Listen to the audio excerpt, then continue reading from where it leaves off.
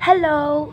Ako si Crizal Haos at ngayon ay gagawa tayo ng reflection video sa BSL Field 6 habang naglalagay ng kolorete sa mukha. Ngayon ay pipili lamang tayo ng dalawang paksa sa BSL Field 6 na talagang tumatak sa aking isipan. At ang dalawang paksa na yon ay ang cultural relativism and ethnocentrism at ang kahulugan at layunin ng wika. Simulan na natin. Let's go! Peekaboo! Ayan. Ang dalawang paksa po na napili ko na gagawa ng reflection ay yung cultural relativism and ethnocentrism at kahulugan at layunin ng wika. So, baka naakala nyo kung bakit nandun yung cultural relativism at ethnocentrism, anong kinalaman nun sa wika? Kasi guys, yung cultural relativism, di ba, tungkol yun sa kultura ng iba't ibang tao. So, sinasabi kasi doon na ang wika at kultura ay hindi nagkakahiwalay. So, hindi mabubuhay ang wika, hindi mabubuhay ang wika kung wala ang kultura, at hindi uusbong ang kultura kung wala ang wika. So, yung isa po ay ang kahulugan at layunin ng wika.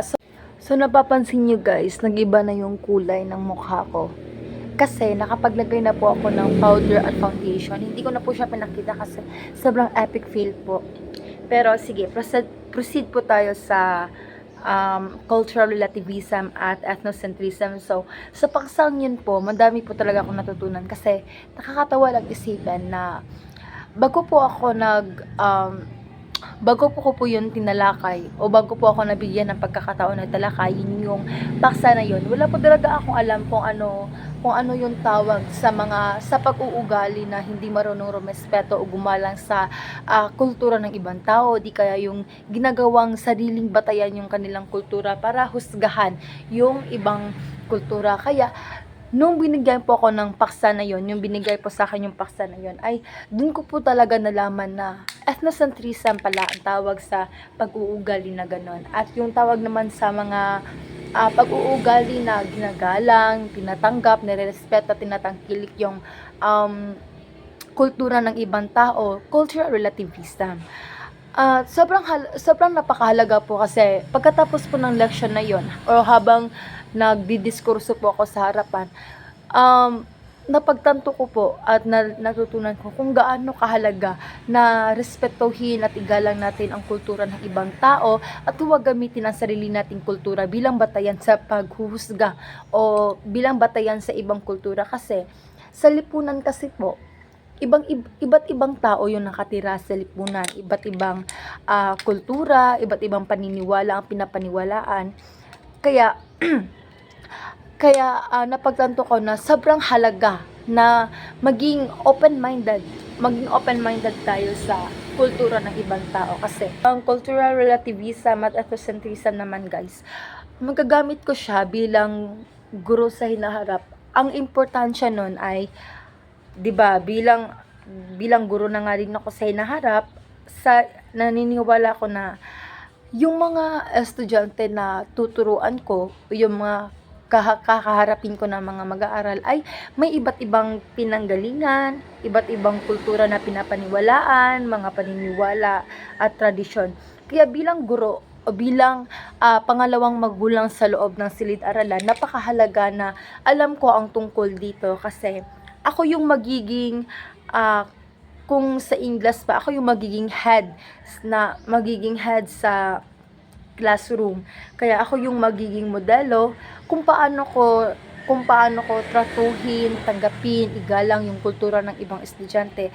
Ay yun yung susundin ng mga mag-aaral ko o yung mga estudyante ko.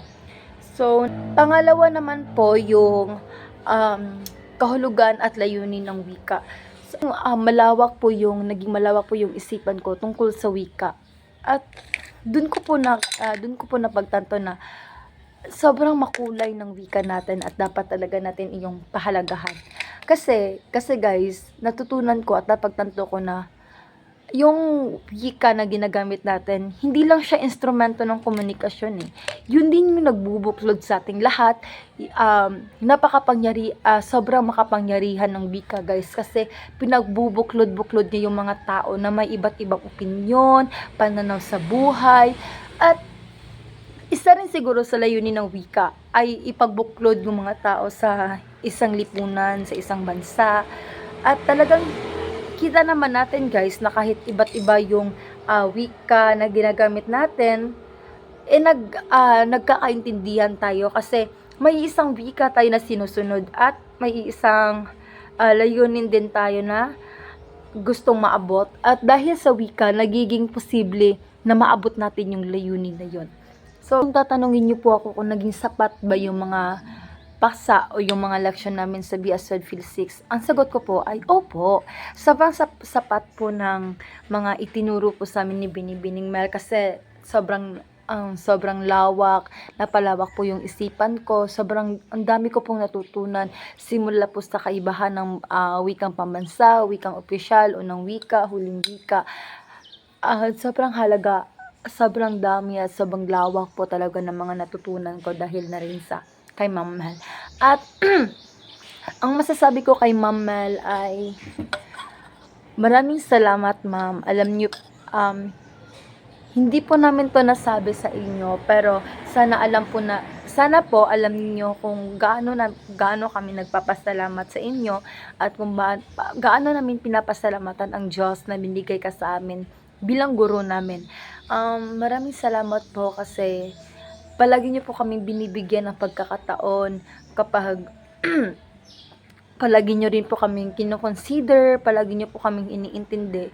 At kahit po minsan naaabuso ka na po namin, ay pati po namin, hindi ko po maisip o ma-imagine ang second year ko kung wala po kayo. Kaya maraming salamat po, Ma'am Mel. And sana po mag-ingat ka po palagi.